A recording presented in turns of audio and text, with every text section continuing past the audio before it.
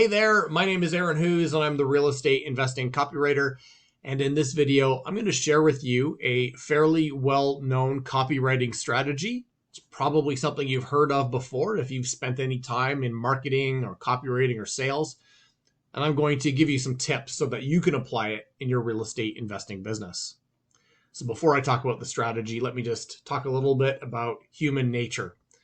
So for most people, not everyone, but for a lot of people, we sometimes end up waiting until the very last minute to take action on something. And maybe you don't do that as much in your work life, but maybe you do it a bit more in your home life. Maybe you don't do it so much as an adult, but maybe when you were a kid or a teen, you kind of left the deadline for your assignment until the very last minute. It's human nature, and many people do that. They basically will just wait until something is almost due or almost needed or, past due before they take action on it. Again, that's not the case for everyone, but it is for a lot of people. And so copywriters and marketers apply the concept of scarcity to their marketing in order to help encourage people to take action.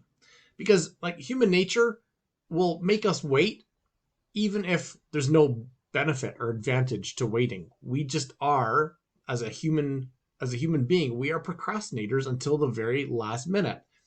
So scarcity is a tool that you can use in your copywriting to help you get people to take action, because they'll feel like, oh, there are few left, or there's only a small amount of something available, so I need to take action now. Now, I would encourage you as a real estate investor to make sure that you are applying the strategy ethically. It can be tempting to apply it unethically. And you sometimes see that in an info product sale where they'll say, hey, there's only 10 of these left, when everyone knows it's a PDF that will be, available for sale for the next 10 years, and there are not 10 left. In your real estate investing business, make sure that you are using scarcity to move people forward, but that you are doing so ethically, always ethically. So let's talk about a few ways that you can use scarcity in your marketing. On the motivated seller side, you might use scarcity for the number of deals that you are able to do in a month. And so I've used this for some of my clients who are marketing to motivated sellers. And so we'll say, let's say the real estate investor is just doing deals by themselves. And so they might only have the time to handle, say, one or two a week, for example, just to pick a number. I can't remember specifically in that example, but let's say 1 to 2 a week are all they really have time to handle when they're trying to do all these other things in their business, which means 1 to 2 a week, they have a max of about 8 every month. And so you can use that in your marketing if that's similar for you. You can say, look, I can only do 8 deals in a month, and I've already done several. I only have a couple deals left. I want to make sure that, I'm saving the space for you if you want it.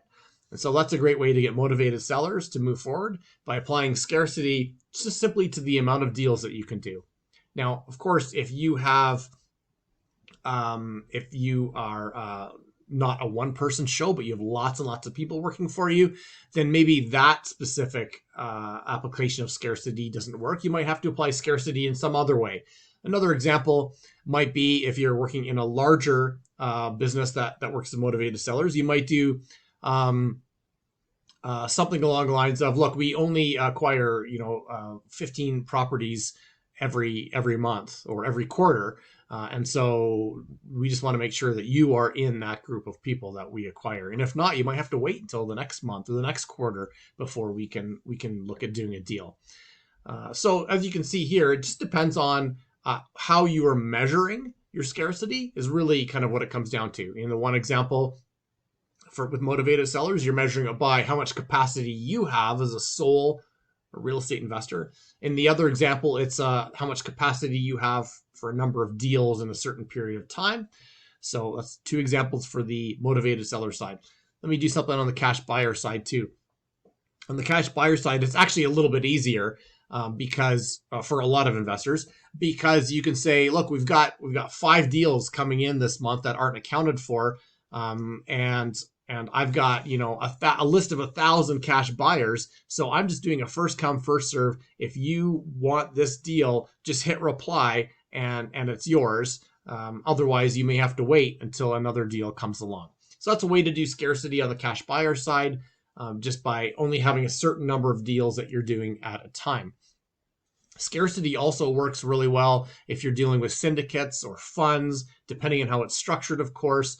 But it could have, you might do certain times that you have an investment opportunity, and then you close that fund, and then you open up a new fund for a new investment opportunity. So you can use scarcity in a great way if you're doing funds, because you're like, okay, there's only 4 days left before this fund is closing. Only 3 days left before this fund is closing.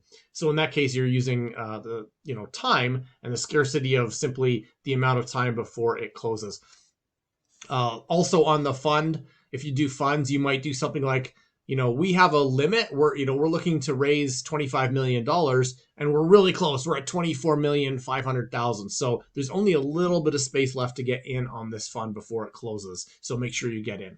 So you can see there, you're using scarcity, but in a different way based on the amount of money you're trying to collect. And if you are a hard money lender, you can use scarcity by saying, hey, we only have so much capital that we lend out each and every month. And we break it up by, capital for this type of deal, capital for this type, and the capital for this type. And so we only have a couple deal opportunities left at each of those tiers. So if you want to get in, make sure you get in now. Otherwise, we're closed down for the rest of the month on the amount of capital we can do. And we'd be happy to continue the conversation for something in the future, but we know you as an investor want to get moving forward fast. So therefore, take action right now. So I just picked 4 very typical types of investment businesses that I deal with often, working with motivated sellers, cash buyers, funds or syndicates, and hard money lenders. Of course, there's lots of other types of business structures and types of deals that you do with different audiences. But you can use the ones that I have used as an example to help you structure some scarcity in your business. Again, it's something you need to do very ethically, but you can include scarcity in almost every type of deal that you're doing, and it helps to get the person moving forward. So look at your deals, look at your sales funnel, look at how you're communicating your deals, and see how you can use scarcity to get more deals done. All right, my name is Aaron Hughes. I'm the real estate investing copywriter, and if you want more tips and tools and strategies to help you do more deals, head over to realestateinvestingcopywriter.com.